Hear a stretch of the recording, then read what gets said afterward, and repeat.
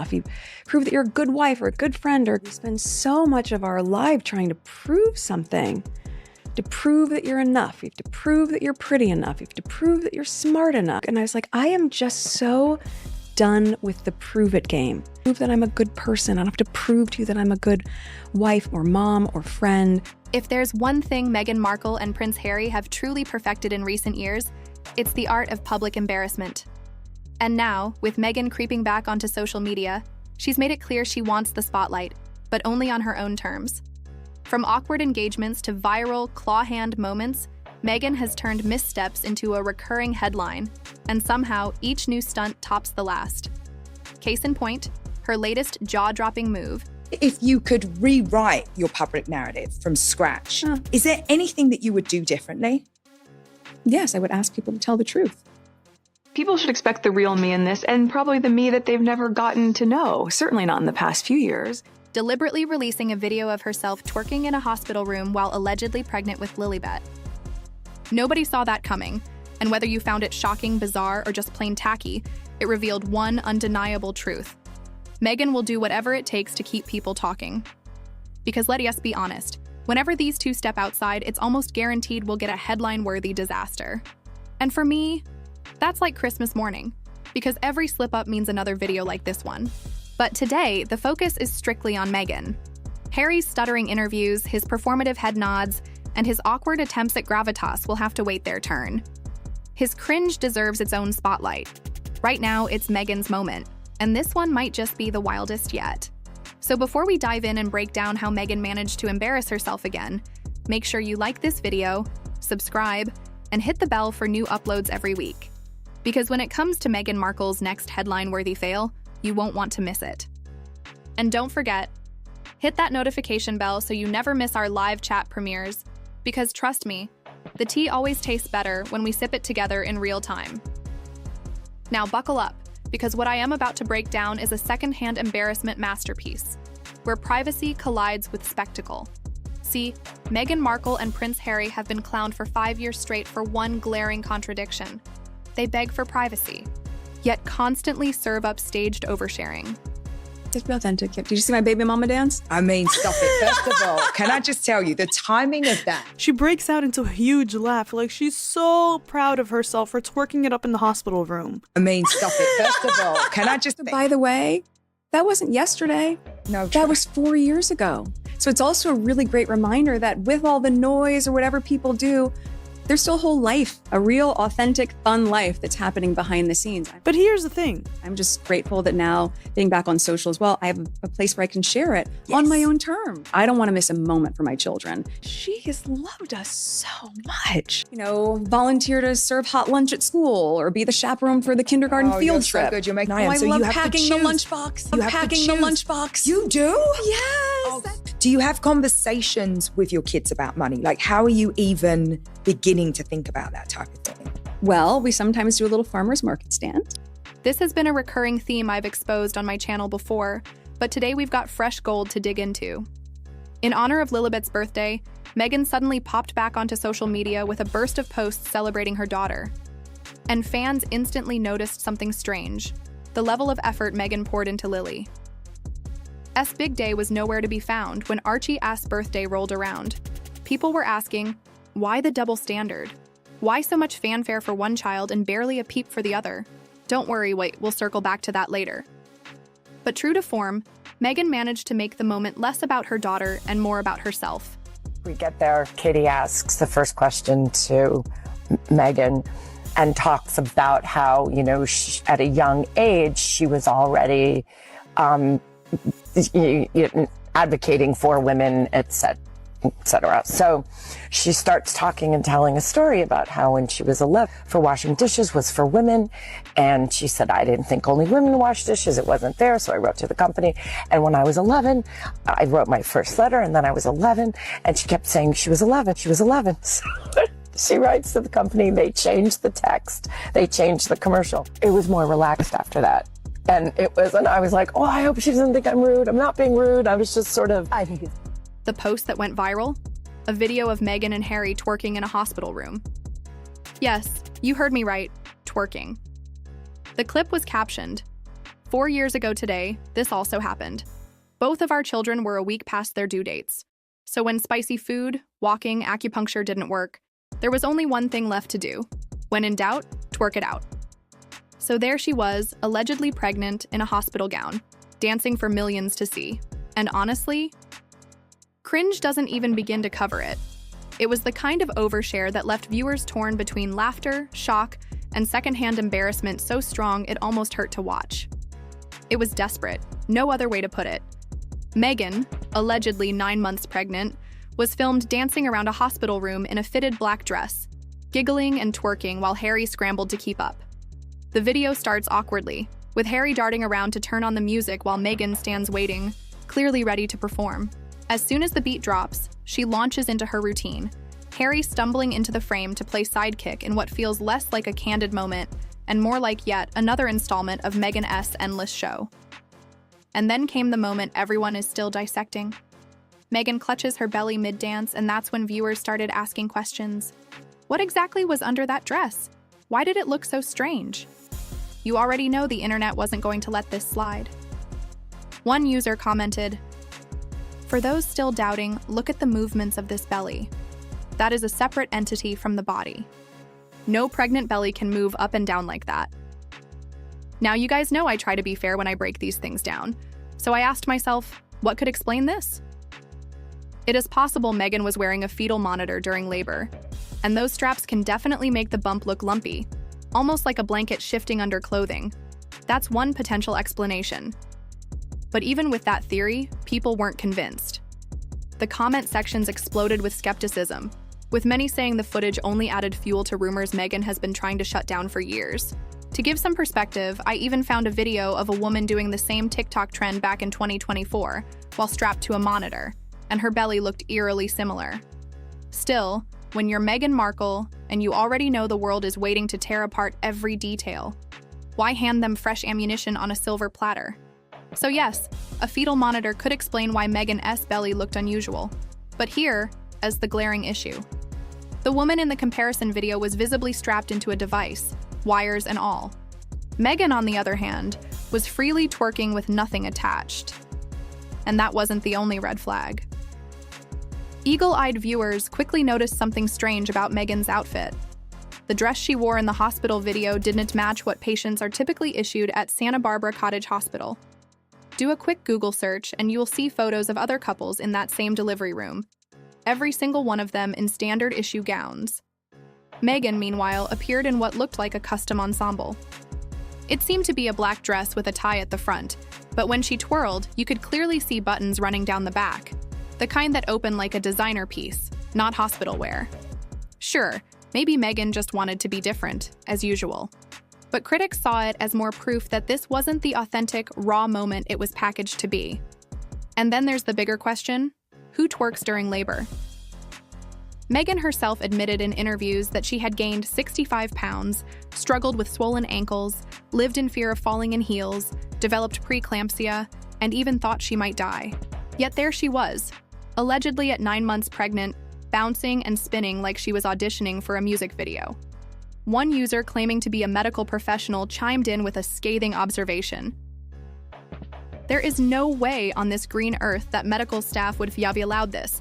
With preeclampsia, you don't get to freestyle dance in your delivery room. You'd be hooked up to monitors, IVs with surgeons on call. Twerking like that could trigger a placental abruption. No doctor would ever permit it." So was this a quirky, carefree moment between Meghan and Harry? Or was it another stage performance carefully dressed up as authenticity? And here's the kicker. The critics' concerns actually line up with standard medical practice. Preeclampsia isn't just another buzzword Meghan tossed out for sympathy. It's a dangerous hypertension-related condition that typically develops after 20 weeks of pregnancy, often classified as high risk, and it demands constant monitoring of both mother and baby. Patients are usually strapped to multiple monitors, with frequent blood pressure checks, continuous fetal heart rate tracking, and in serious cases, strict bed rest or hospital admission. So when Meghan, who has claimed to suffer from preeclampsia, releases a video of herself freely twerking in a hospital room, it doesn't just look odd. It looks wildly out of step with what real patients go through. To many, it felt like medical recklessness staged as quirky fun. And this ties straight into the bigger pattern I've been pointing out for years. Meghan IS' relentless desire to have it all. She wants to be the elite celebrity and the relatable struggling mom, the private queen who demands respect, and the oversharer who broadcasts every intimate detail for clicks. A woman who claims to face every complication in the book, yet somehow has the energy to spin and twerk for the cameras. It's a contradiction that simply doesn't hold. You can't be both the vulnerable, off-the-record human and the headline-making superstar at the same time without something cracking. Not small. It just needs to be heard. Yeah. This is where we're this is one of the ways where we're different. When I was 11, I was playing a prostitute. So, okay, bro. And with Meghan, the cracks show every time. Her desperate attempts to break the internet with attention-grabbing stunts donned to come across as empowering or authentic. Instead, they highlight a troubling pattern: spectacle over substance. Unlike celebrities who build their brands on genuine connection, Meghan seems more than willing to sacrifice credibility, privacy, and even logic for fleeting viral moments. When I was 11, different. I would have been writing very different letters, but equally important, I hope. About this situation, And the worst part? These cringeworthy performances Dawn T just failed to win her sympathy. They keep feeding the very narrative she's been trying to outrun. And that is the real issue here. When Meghan tries to manufacture breaking the internet moments, she actively breaks trust. These staged antics don't read as playful or empowering. They reek of insecurity and a lack of genuine influence. Shock value might grab headlines for a week, but it doesn't build a respected, lasting legacy. Even the Kardashians, masters of spectacle, eventually learned that constant stunt work wears thin over time. Yes, Meghan landed herself on the front pages with this viral stunt, but at what cost? Another round of secondhand embarrassment? Another layer of skepticism added to her already fragile credibility? The spectacle may generate clicks, but it chips away at whatever image she's still trying to protect. And here's where it gets even wilder. The track Meghan used for her so-called hospital twerk, Baby Mama by Starkeisha, wasn't even new. That song originally dropped in 2013 and had its first viral moment in 2018. But when Lilibet was born in June 2021, the track wasn't exactly trending.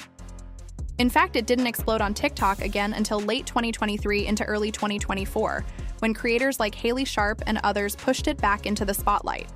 So now the timeline feels suspicious. Meghan could have known the song years ago, sure. But the fact that this clip just so happens to resurface in 2025, perfectly timed to a revived TikTok trend, that's more than coincidence. That's strategy. Which raises the burning question. Was this video really filmed in 2021, or was it staged and edited later to match the aesthetics of a current viral moment? And I was like, they're not going to want to sit here for 45 minutes and listen to anybody be precious, like, or serious, or, and then afterwards, she was kind of like, oh, okay. And I was like, let's just have some fun with it. For someone who claims to crave privacy, the timing feels way too convenient. At the very least, it raises eyebrows. And in the world of carefully curated PR soft launches and image management, we know one thing for sure. With Meghan Markle, nothing is ever just coincidence. So what do you guys think Meghan's one undeniable truth really is? From the very start of this video, I told you this spectacle revealed something deeper. And here it is. Meghan is desperately trying to prove herself, and more importantly, disprove the rumors that have haunted her for years. The whispers that she wasn't actually pregnant and instead used a surrogate. That hospital twerk wasn't just some goofy dance clip. It was a declaration. A loud, defiant, "See? I was pregnant." But here's the irony. In trying so hard to silence speculation, Meghan crossed the exact boundary she's constantly begging others to respect: her own privacy. If you're going to preach about protecting personal life, why in the world are you posting yourself dancing in a hospital gown for millions of strangers to dissect? Meghan knows this conspiracy corner exists online. She's hyper-aware of it. And instead of ignoring it, she's been feeding it. Every time she posts a belly pic, drops a new anecdote, or over-explains her medical struggles, she's not shutting down the rumor mill. She's keeping it running. The overexposure almost feels like overcompensation. Think about it. Bare belly photos styled like Pinterest circa 2014. Hyper-detailed pregnancy stories in the Netflix docuseries, dramatic interviews about miscarriage and life-threatening emergencies. She doesn't brush things off with quiet grace. She floods the timeline with proof, with imagery, with endless variations of the same narrative. It is like she stuck in a loop of trying to control a story that will never go away. Take her recent appearance on the Jamie Kern-Lima show. Meghan insisted she's finally done trying to prove herself. But this hospital twerk video suggests the exact opposite. She's still out here fighting to rewrite the narrative, even if it means embarrassing herself in the process. She absolutely screams the opposite. The constant storytelling, the curated vulnerability, the dramatic retellings, it's not raw honesty. It's a PR campaign disguised as personal confession. And here's the most telling part. Meghan is reportedly thrilled with the reaction. According to a source who spoke with the Daily Mail, Meghan feels the video was a success. The insider revealed, Meghan is very pleased with the video. In the UK, everyone's reaction has been a bit prudish. But everywhere else, particularly in America and especially with young people, it's been a huge hit. Let that sink in. This wasn't an off-the-cuff nostalgic memory. This was calculated. It was packaged, timed, and released with strategy, and Meghan sees it as a win. According to insiders, the video is just one piece of a broader PR campaign aimed directly at US audiences, particularly younger consumers who prize boldness, relatability, and rebellion over tradition and restraint. And it makes sense. Meghan's new product lines, podcasts, and lifestyle projects are all geared toward Americans, not Brits. She's targeting the market where she thinks she can finally win, because across the pond, that ship has sailed. Which brings us straight to Meghan's ongoing vendetta with the UK, the country she claims broke her spirit, silenced her voice, and misunderstood her from day one. On Netflix, she worked overtime to rewrite the narrative. She wasn't an outsider who failed to adapt. No, she was the warm, hugging, down-to-earth American in ripped jeans, just trying to bring joy into a sea of stuffy, standoffish royals. But beneath that carefully constructed contrast is resentment and strategy. Meghan knows she's burned bridges in Britain, so now she's repositioning herself as the all-American, fun-loving, rebellious mompreneur. The twerking hospital video isn't just cringe content, it's branding. Meghan is not trying to win back the British press, she is trying to monetize the backlash. Every awkward clip, every cringy soundbite, every viral headline is now fair game if it drives clicks, sympathy, or sales from an American audience that still views her as a misunderstood underdog. So while the UK collectively rolls its eyes at the hospital room twerk, Meghan and her team are glued to the engagement numbers. It's not about class anymore, it's about conversion. And this takes us straight to the heart of Meghan and Harry's long game, the kids. It's becoming increasingly obvious that Meghan is using her children as royal armor. Just look at the way she handled Lilibet's birthday. 4 separate posts. A twerking hospital throwback. Personal photos with Lily. A separate tribute featuring Lily with Harry. And to top it all off, a glossy vlog of their entire family day at Disneyland. That wasn't just a birthday celebration. That was a rollout. It looked less like a family moment and more like a carefully staged soft launch for a brand campaign. Meanwhile, what did Archie get for his birthday? A single post. No viral video, no curated narrative, no multi-part rollout. Barely a whisper compared to the full-blown Lily campaign. By comparison, it doesn't just look like favoritism, it looks like strategy, tactical branding. Because Lilibet, named after the Queen and born on American soil, has become the face of their American royal brand. Every carefully released image, every public appearance, every curated caption becomes another weapon in Meghan's long war of optics. And according to sources close to scandalous media, it's no accident. Meghan is intentionally using Lily to make a point. Why? Because Lilibet is the one child the firm has no real hold over. She wasn't born in the UK, hasn't spent meaningful time with the Windsors, and by design, she's been kept separate from that world. In other words, Lilibet is Meghan's trump card, the one royal jewel the palace can't control. And then there's Harry, the man who sat across from Oprah in 2021, staring into the camera and declaring that the royal family was a gilded prison. He said his father was trapped, his brother was trapped, the whole institution was a cage. Yet now, the script has flipped. Suddenly, Harry's reportedly anxious about his own children being denied the use of the Sussex title. In fact, insiders claim he even floated the idea of switching their surname to Spencer if the royal ties get blocked. But here's where it gets even more contradictory. According to reports, Harry now insists he wants Archie and Lilibet to retain their HRH titles so they can decide for themselves whether they want to become working royals one day. Excuse me? This is the same institution he and Meghan swore nearly destroyed them. The same firm he fled to protect his family from. And now he wants his kids to have the option to serve it in the future. Because of a title? You can't have it both ways.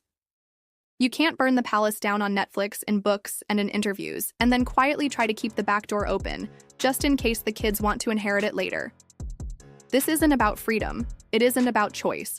It's about leverage. At the end of the day, Meghan and Harry are using their children as pawns in a long, drawn-out power play. They publicly renounced royal life, but privately, they cling to the perks. Titles, brand value, global recognition, all of it can be transferred through the children. And the message to the monarchy is chillingly clear. You may not want us, but you will never erase us. Of course, not everyone is buying this narrative. Critics pointed out the hypocrisy instantly. And then, almost as if on cue, Meghan appeared on an episode of Emma Greed's podcast, reflecting on the baby mama video and addressing the role her kids play in her public image.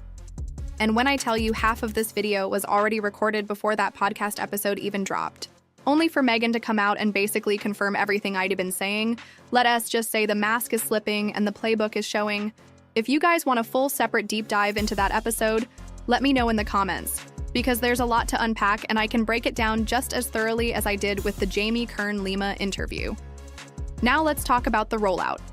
The teaser clip showed Meghan in a tailored navy suit, daintily sipping tea, while promising to spill the tea.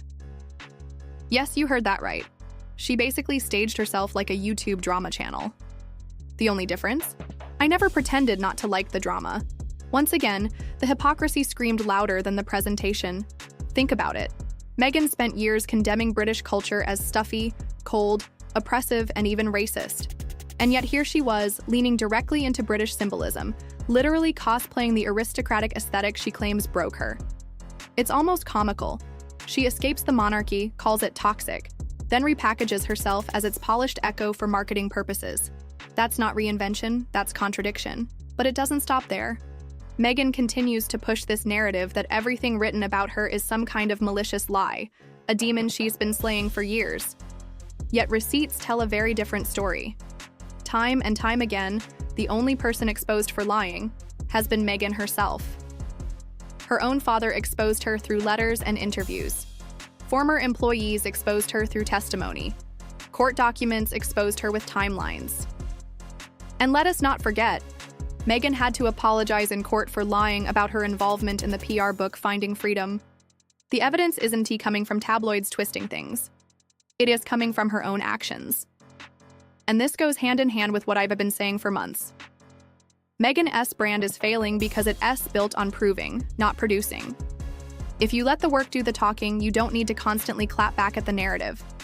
But instead, she's in this endless dryer cycle. Spin, spin, spin, desperately trying to control the image that she herself keeps fracturing. How long can she keep peddling this broken narrative before even her most loyal defenders run out of excuses? How many times are we supposed to get to know the real you, Meghan? At this point, it feels less like authenticity and more like a revolving door of rebrands gone wrong. She was so proud of that baby mama dance that she even brought it up herself on the podcast. With a smug laugh, she said, "Yeah, did you see my baby mama dance?" That laugh said it all. It confirmed exactly what I've been saying all along. Meghan is willing to do anything if it means staying talked about. From there, she launched into a tangent about how the video was actually recorded years ago, claiming people wouldn't know this was happening in her personal life. And she delivered it with this strange satisfaction, like she had just unlocked some profound wisdom about restraint. But here's the truth. Holding on to content for a few years and then dropping it like a PR grenade isn't humility. It's strategy. It's spectacle disguised as privacy. If your instinct isn't to savor the memory, but to weaponize it with a big, "look what I've been keeping from you" moment, that's not authenticity. That's calculation. And when your version of privacy means a delayed release, not actual restraint, it's never been about protecting your story. It's always been about controlling the narrative, on your terms. And here is the kicker. This is the same woman who dragged the royal family for allegedly exploiting her children, who accused the media of endangering her family, who refused to take part in the traditional post-birth photo op because she claimed she wanted privacy. But now, she's admitting she did want the attention. She just wanted it on her timeline, her stage, her rules. So the undeniable truth is this: Meghan Markle doesn't want privacy. She wants ownership. Every twerk, every post, every viral stunt is less about motherhood or legacy, and more about leverage. She's not guarding her story, she's monetizing it. And if history tells us anything, the cycle will repeat again and again, until the audience finally stops buying it. You didn't reject the spotlight, Meghan. You just couldn't handle the fact that marrying into the monarchy didn't automatically make you the main character. And in your narcissistic world, being anything less than the star of every scene simply wasn't going to cut it. I don't want to miss a moment for my children, she says. And yet, it's those very children she never misses an opportunity to center herself around. It is not just about being there for her kids. It is about making sure we see her being there. Every clip, every anecdote, every carefully staged moment circles back to her. Take the way she dramatically clenches her fist while gushing about how much she loves packing lunchboxes. It's almost comedic. She paints a picture. I'm packing the lunchbox. Can you picture it? And then she claims she is teaching her kids about money and patience by running little chores and stalls with them. But let's be real. This is the same woman whose neighbors have gone on record saying she keeps her distance, avoids casual interaction, and doesn't exactly mingle with the community. And now we were supposed to buy the idea that she's out here running veggie stands with Archie. And Lilibet, chaperoning field trips, and being the hands-on mom next door. Please. At best, these are staged moments waiting for the right photo op. At worst, it's pure performance art. And the real mystery isn't Meghan's theatrics. It is the fact that so many people still don't see through them. Which brings us to the optics problem. Remember when Meghan appeared at the South by Southwest Festival? None other than Brooke Shields had a reflection on that moment. And more specifically, Meghan's infamous word salad. Shields didn't mince words when she described the speech as rambling, unfocused, and so self-indulgent it overshadowed the very cause Meghan was supposed to be promoting. When Hollywood veterans start side-eyeing you for turning every appearance into a self-centered monologue, you know the mask is slipping. Again. Nothing is funnier than the way Brooke Shields retold that SXSW story, because we've all been roasting Meghan for years over that recycled school project moment where she dramatically repeats, I was 11, I was 11, I was 11. It is like she thinks hammering the same phrase makes it more profound, when in reality, it just makes her sound like a broken record. Maybe now Meghan can finally see it as not the media twisting her image, it as her own off-putting personality. Even Brooke Shields couldn't help but laugh at the BS. Brooke basically admitted that Meghan was boring the entire room to death, casually pointing out that the energy only shifted once she cracked a joke. And the way she slipped that detail in? Priceless. Because if you recall, Meghan practically snapped her neck turning toward Brooke like she had just been upstaged. How dare anyone cut into the great Meghan, even though the audience looked like they were contemplating leaving the planet during her word salad?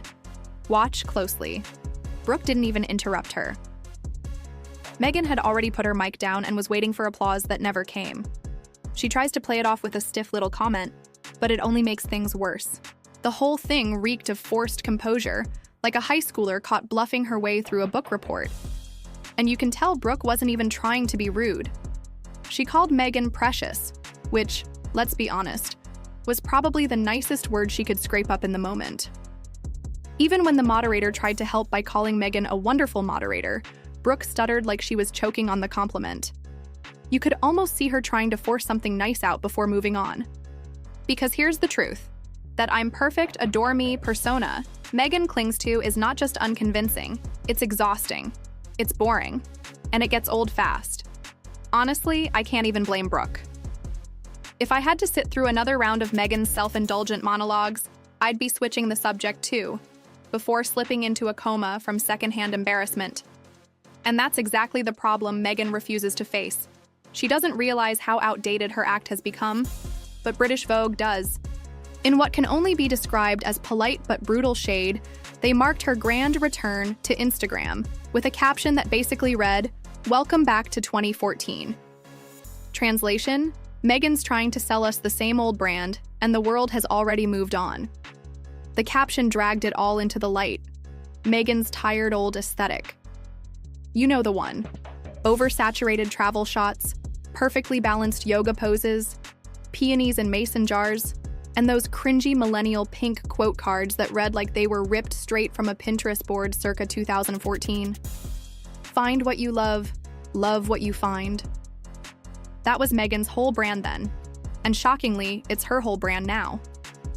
7 years later, one royal wedding, one royal exit, and countless PR reinventions. And yet here she is, back with the exact same vibe she left with. Meanwhile, the rest of the internet has moved on. Today's feeds are gritty photo dumps, raw lighting, and curated chaos meant to look uncurated. Authenticity is the currency now. But Meghan, she's still clinging to the outdated Tumblr core aesthetic, recycling old filters as if they were timeless, when in reality they just scream try hard. And the fact that Vogue shaded her return so directly under the guise of calling her harmlessly millennial, that's not a compliment. That's fashion speak for, "You're irrelevant, babe." It is the industry's polite way of saying she's not setting trends, she's stuck reliving them. Look at her peers for comparison. Gwyneth Paltrow transformed her wellness obsession into a full-blown luxury empire with Goop. Kim Kardashian reinvents herself every 6 months, staying at the very center of pop culture like clockwork. Serena Williams has shifted seamlessly from world-class athlete to powerhouse investor and entrepreneur, expanding her legacy without missing a beat.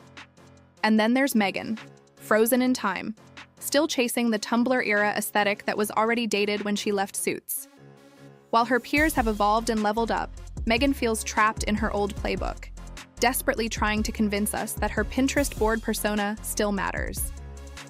And here's the kicker. This stuck-in-the-past vibe completely contradicts the image Meghan wants to project now.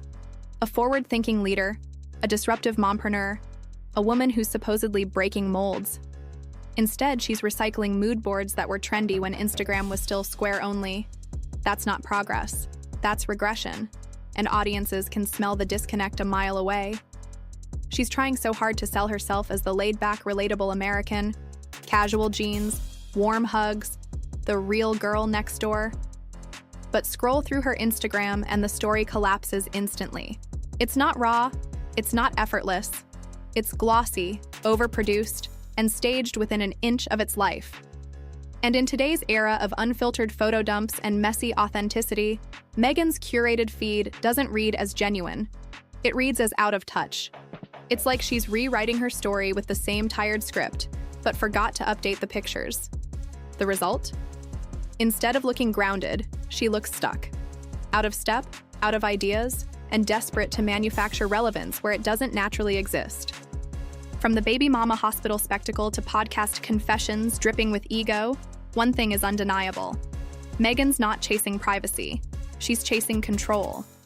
Brooke Shields saw through it. British Vogue called it out. And now, behind every caption, clip, and pose, the same truth is leaking through. This was never about honesty. It was about narrative management. Her brand isn't breaking the internet anymore. It's unraveling, in real time and in plain sight. And if you think the story ends here, think again. Because with Meghan Markle, the performance never stops, and neither do the receipts. So what do you think? Was that hospital room twerk video her way of finally trying to silence those long-standing surrogate rumors? Or was it just another PR stunt that blew up in her face? Is it hypocrisy, or is it strategy, that she drags the monarchy while still clinging to royal titles for her kids? Drop your thoughts in the comments. I want to know what you think. Don't forget to like and subscribe for new videos every single week. Follow us on social media, check out Scandalous Media for even more inside celebrity tea, and as always, I'll see you in the next one.